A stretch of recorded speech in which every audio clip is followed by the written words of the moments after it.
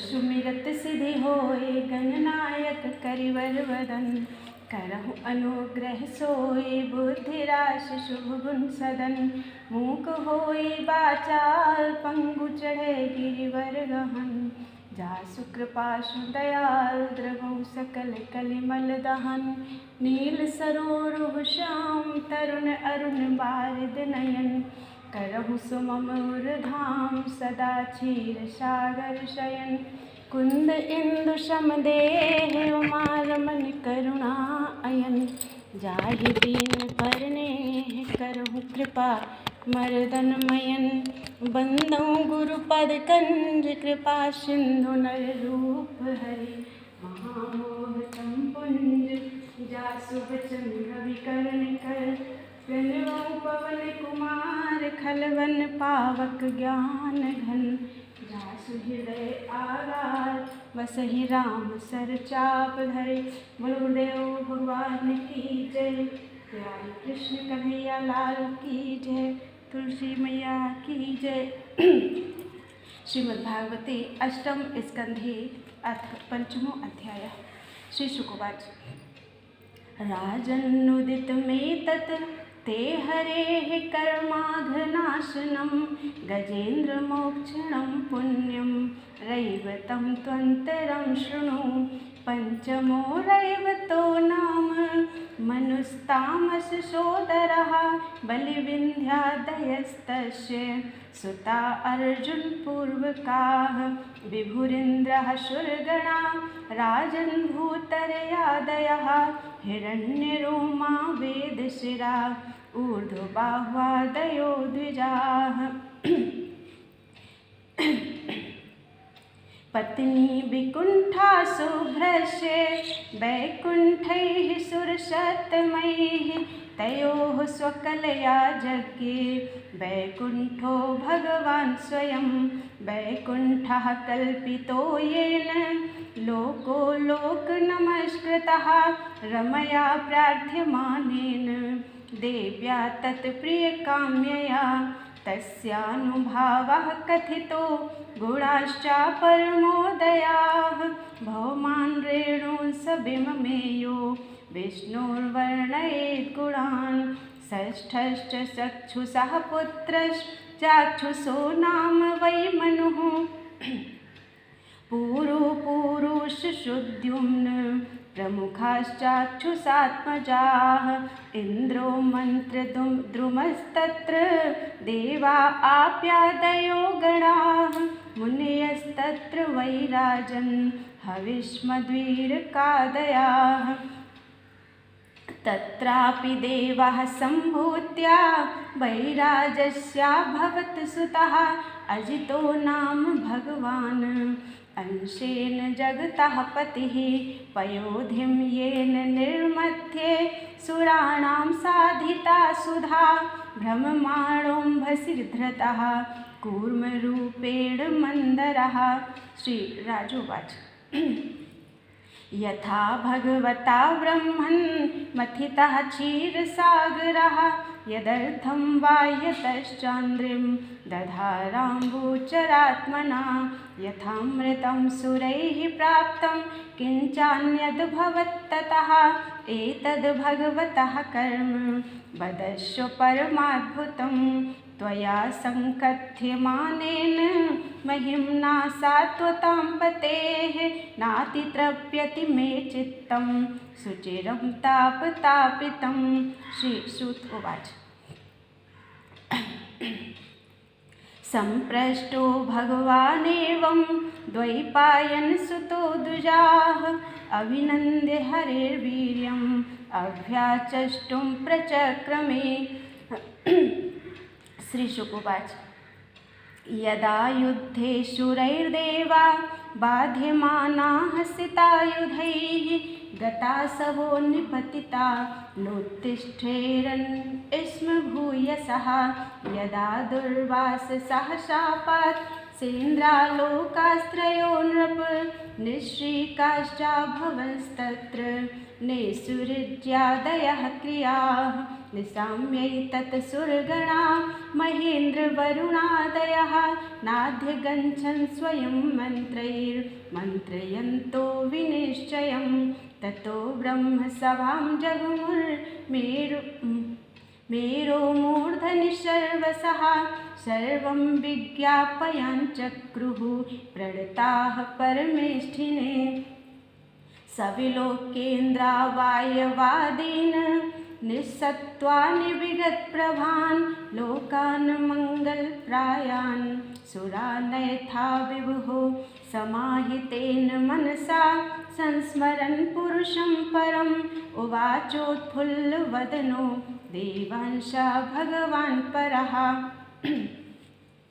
अहं भवो यूयं थोऽसुरादयो मनुष्यतिर्यग्द्रुमघर्मजातयः यस्यावतारांस कला विसर्जिता व्रजाम सर्वे शरणं तमव्ययं न यस्य वध्यो न च रक्षणीयो नोपेक्षणीयादरणीयपक्षः अथापि सर्गस्थितिसंयमार्थं तत्ते रजः सत्त्वतमासि काले अयं च तस्य स्थितिपालनक्षणः सत्त्वं जुषाणस्य भवाय देहिनां तस्माद् व्रजामः शरणं जगद्गुरुं स्वानां सनो धास्यति संशुरप्रियः।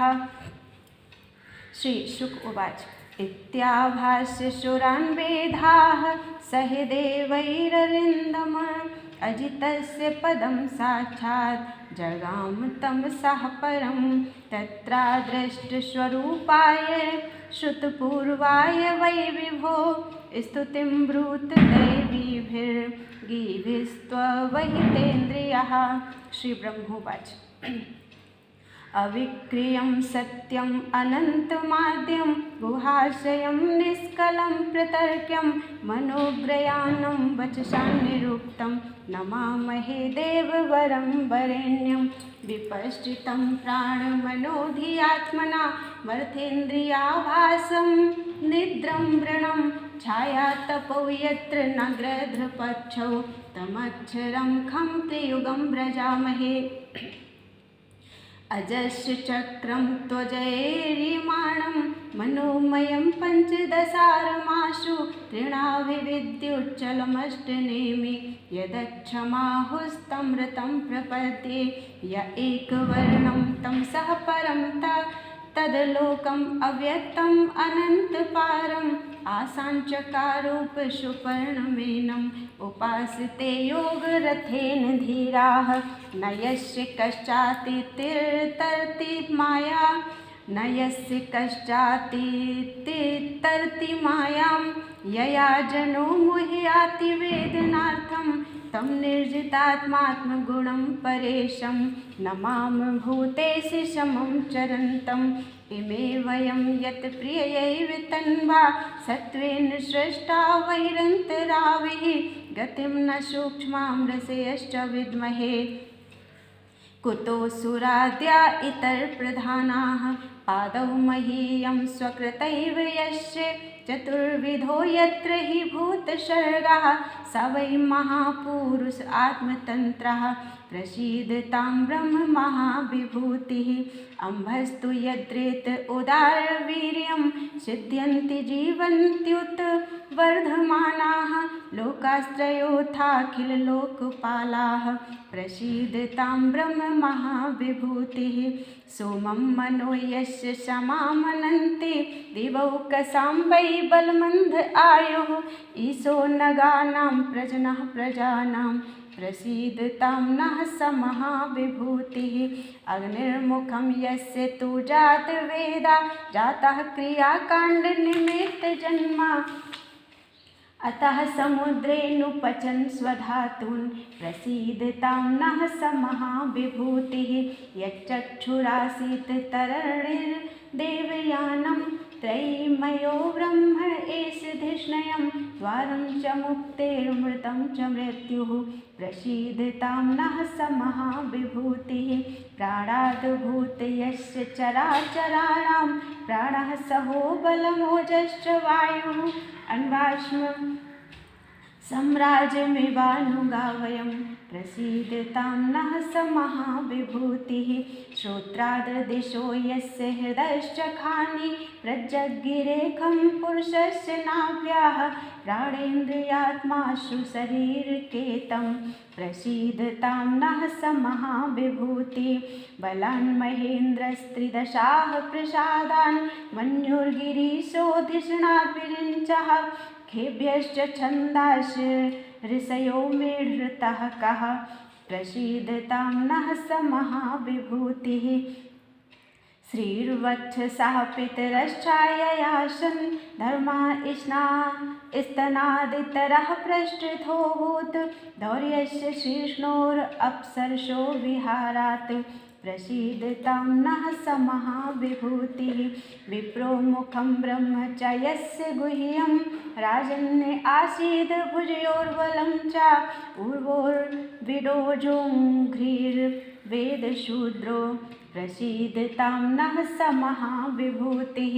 लोभोधरात् प्रीतिरुपर्ये भूत्युति नस्तः पशव्यः स्पर्शेन कामः भ्रुवोर्यमः पद्मभवस्तु कालः प्रसीदतां नः स महाविभूतिः। द्रव्यं वयः कर्म गुणान् विशेषं यद्योगमायाविहितान् वदन्ति यद् दुर्विभाव्यं प्रबुधापवादं प्रसीदतां नः स महाविभूतिः। नमोस्तु तस्मा उपशान्तशक्तये स्वराज्यलाभ प्रतिपूरितात्मने गुणेषु माया रचितेषु वृत्तिभिः न सज्जमानाय नभस्वदूतये स त्वं नो दर्शयात्मानम् अस्मत्करणगोचरं प्रपन्नानां दिद्रक्षूणां सस्मितं ते मुखाम्बुजं तैस्तैः स्वेच्छाधृतैरूपैः काले काले स्वयं विभो कर्म दुर्विषहं यन्नो भगवांस्तत् करोति हि क्लेशभूर्यल्पसाराणि कर्माणि विफलानि वा देहिनां विषयार्तानां न तथैवार्पितं त्वयि नावमः कर्म कल्पोऽपि विफलायेश्वरार्पितः कल्पते पुरुषस्यैष स ह्यात्मा दयितो हितः। यथा हि स्कन्धशाखानां तरोर्मूलावसेचनम् एवमाराधनं विष्णोः सर्वेषामात्मनश्च हि नमस्तुभ्यं अनन्ताय दुर्वितर्क्यात्मकर्मणे निर्गुणाय गुणेशाय सत्वस्थाय च साम्प्रतम् इति श्रीमद्भागवते महापुराणे पारमहंस्यां संहितायाम् अष्टम स्कन्धे अमृतमथने पंचमो अध्यायः। बोलो वृंदावन बिहारी लाल की जय। त्वदीयं वस्तु गोविंदं तुभ्यमेव शरणं।